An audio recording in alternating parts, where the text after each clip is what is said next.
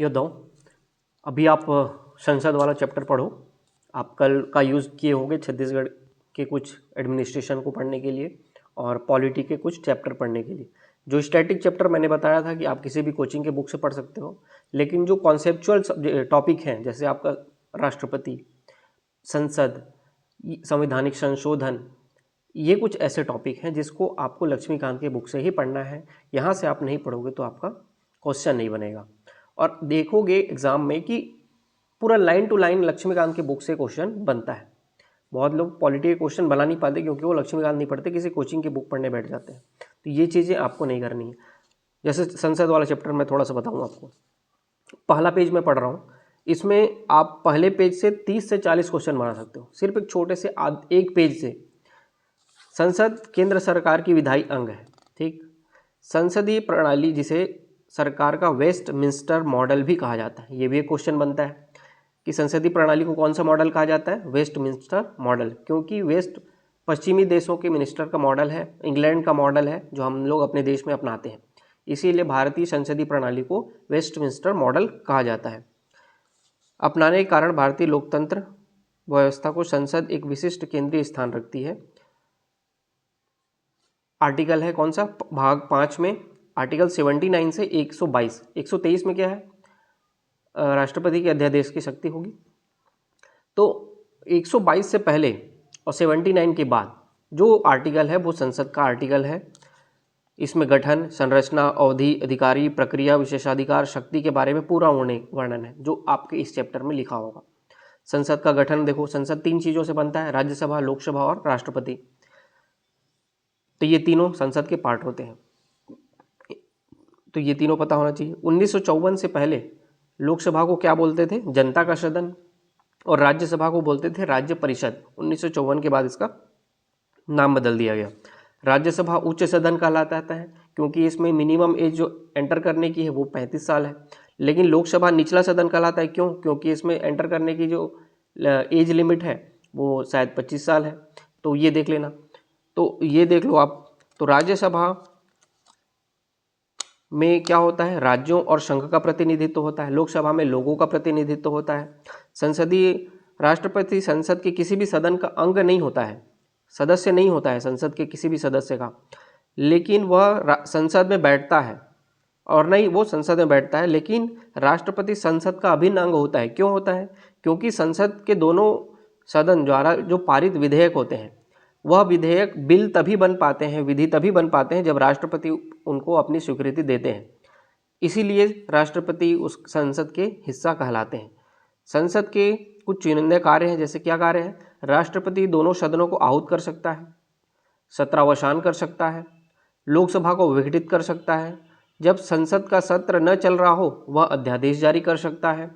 तो ऐसे बहुत सारे काम हैं जो राष्ट्रपति करते हैं। तो ये कौन कौन से कार्य हैं ये सब आपको याद होने चाहिए। इसके बाद अमेरिका में और इंग्लैंड के सदन की तुलना भारत के संसद से की गई है।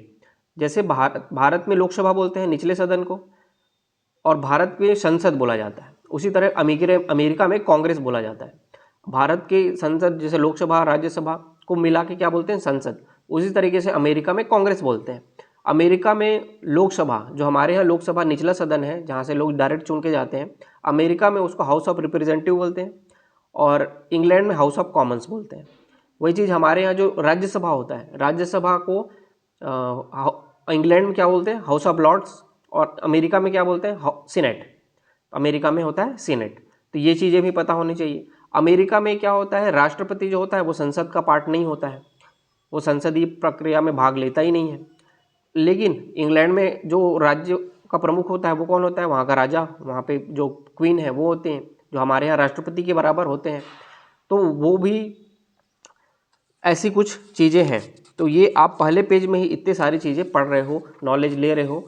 और फिर दोनों सदनों की संरचना, आप पहला चैप्टर देखो, दोनों सदनों की संरचना। राज्यसभा में कितने लोग होते हैं, 250 लोग होते हैं, 238 प्लस 12, 12 तो कंटिन्यूसली नॉमिनेट होते ही हैं, 238 में कम होते हैं 5।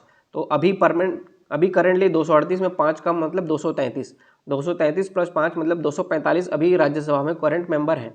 5 किस में कम है, तो 5 जो 238 में 238 में 229 जो है राज्यों का प्रतिनिधित्व कर रहे हैं और 4 जो है केंद्र शासित प्रदेशों का प्रतिनिधित्व कर रहे हैं। तो ये ऑब्जेक्टिव में कभी भी बन सकता है कि राज्यसभा में यूनियन टेरिटरी का कितना प्रतिनिधित्व है, तो वो सीट है 4। तो आप ये याद रखना 4 सीट है राज्यों। और इसके बाद तो अभी बदल गया होगा मेरे ख्याल से, लद्दाख और जम्मू कश्मीर का, यहाँ से भी आप देख लेना, तो ये थोड़ा चेंज हो गया होगा क्योंकि वो दोनों भी यूनियन टेरिटरी बन गए।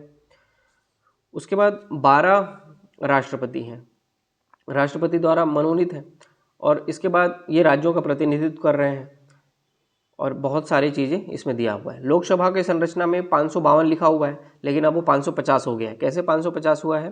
क्योंकि 2 जो एंग्लो इंडियन नॉमिनेट करते थे उसको 104 अमेंडमेंट से ख़त्म कर दिया गया है, तो वो ख़त्म हो गया, तो अब 550 हो गए। 550 में 530 स्टेट से, 20 हो गए यूनियन टेरिटरी से। तो ये भी ऑब्जेक्टिव याद रखना होगा। इस तरीके से आप संसद का जो पूरा चैप्टर है बहुत ही ज़्यादा इंपॉर्टेंट है। मैं तो मानता हूँ पूरे पॉलिटी के बुक में संसद वाला चैप्टर बहुत इंपॉर्टेंट है, उसके बाद राष्ट्रपति वाला चैप्टर बहुत इंपॉर्टेंट है, ये और राज्यपाल वाला चैप्टर, और सुप्रीम कोर्ट वाला जो टॉपिक है वो भी आप पढ़ेंगे इस आपके लक्ष्मीकांत के बुक से। तो जो भी टॉपिक आप पढ़ रहे हैं उसको बहुत अच्छे से पढ़ें। भले ही आपके कुछ टॉपिक छूट जाएंगे तो हम लोग उसको आगे कवर कर लेंगे जब आपका सीसेट का एग्ज़ाम होगा। उस टाइम के ड्यूरेशन में ये वाला जो टॉपिक है आपका छूटा होगा वो आप कवर कर सकते हो। लेकिन जो चैप्टर आप पढ़ रहे हो उसको बहुत ही सॉलिड तरीके से पढ़ना। एक बार आप लक्ष्मीकांत पढ़ लिए, कॉन्सेप्ट समझ में आ गया, उसके बाद आप पॉलिटी नहीं भूलते हो, आप अच्छे से याद हो जाता है। उसके बाद आप ऑब्जेक्टिव लगाइए और आप आगे बढ़ेंगे। तो पॉलिटी पढ़िए और पागलों की तरह पढ़िए, अपने अंदर एक जुनून लाइए, एक भी सेकंड बर्बाद नहीं करना है। जितना समय रहेगा मैं बहुत अच्छे से पढ़ाई करूँगा और इस बीच में किसी से कंप्रोमाइज़ करूँगा ही नहीं अपनी पढ़ाई के लिए।